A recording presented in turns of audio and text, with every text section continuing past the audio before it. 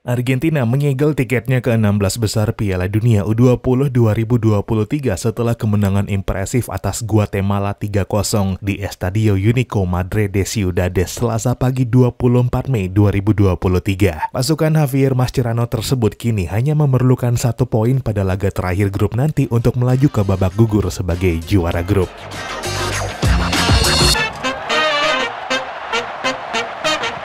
Halo dan selamat datang kembali di Papa Bola. Ya, keraguan terhadap Argentina U20 pelan-pelan memudar setelah 2 kemenangan beruntun membawa pasukan Javier Mascherano tersebut melaju ke 16 besar Piala Dunia U20 2023. Suatu turnamen yang awalnya bahkan gagal ditembus Argentina lantaran tersingkir di babak grup Sudamericana U20 2023 yang sekaligus jadi ajang kualifikasi ke turnamen tersebut dari zona CONMEBOL. Argentina akhirnya tetap melaju ke turnamen ini setelah menggantikan Indonesia sebagai tuan rumah dan kini membuat penebusannya dengan melaju ke babak gugur setelah mengalahkan Uzbekistan dan Guatemala pada 2 laga pertamanya di grup A. Argentina sebenarnya belum begitu meyakinkan pada kemenangan pertamanya atas Uzbekistan dengan skor 2-1, namun kini tampil perkasa dan menang meyakinkan dengan skor 3-0 atas Guatemala. Argentina tampil dominan dengan 74% penguasaan bola serta melepaskan total 20 tembakan sepanjang laga tersebut. 6 diantaranya mengarah tepat ke gawang dan berujung gol via Alejo Felix pada menit 17,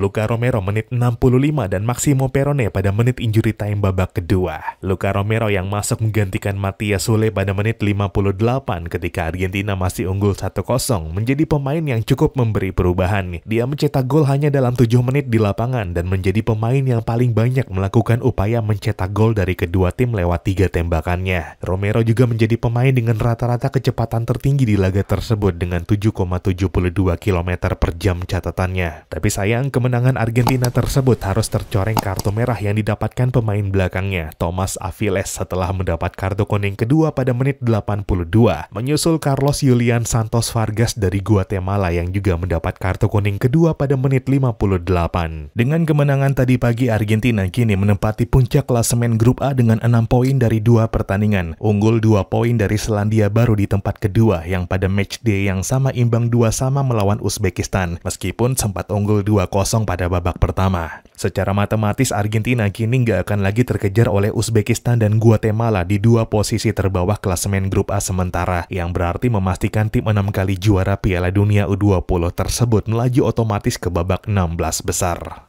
Setelah Guatemala, Argentina melakoni laga terakhirnya di grup A Piala Dunia U20 2023 menghadapi Selandia Baru. Selandia Baru adalah juara Oseania yang pada final OFC U19 2022 lalu mengalahkan Fiji di final dengan skor 3-0. Memiliki rekor 7 penampilan di Piala Dunia U20 dengan pencapaian terbaik adalah 16 besar pada 3 edisi berturut-turut dari 2015, 2017, dan 2019 silam. Pencapaian yang membuat poin Selandia Baru di pot pengundian lalu menjadi cukup lumayan hingga ditempatkan di pot unggulan kedua. Inilah pertandingan yang menentukan di grup A, di mana komposisi tim ke-16 besar bakal dirampungkan. 2 tim teratas di klasemen akhir grup melaju otomatis ke babak gugur, sedangkan peringkat 3 bakal diadu lagi catatan rekornya untuk mencari 4 tim peringkat 3 terbaik dari 6 tim untuk dibawa ke 16 besar. Di babak gugur nanti, juara grup A bakal bertemu salah satu tim peringkat 3 terbaik antara perwakilan grup C, D, atau E, sedangkan runner-up grup A bakal berhadapan sesama runner-up dari grup C. Adapun grup C berisikan tim-tim yang cukup diperhitungkan, dari itu Kolombia, Jepang, Israel, dan Senegal. Argentina menanggung ekspektasi yang sangat tinggi untuk bisa melangkah jauh di turnamen ini. Apalagi dengan statusnya sebagai tuan rumah, target juara pun berembus cukup deras bagi pasukan Javier Mascherano tersebut. Apalagi berkaca keberhasilan tim senior yang pada Desember lalu memenangkan Piala Dunia 2022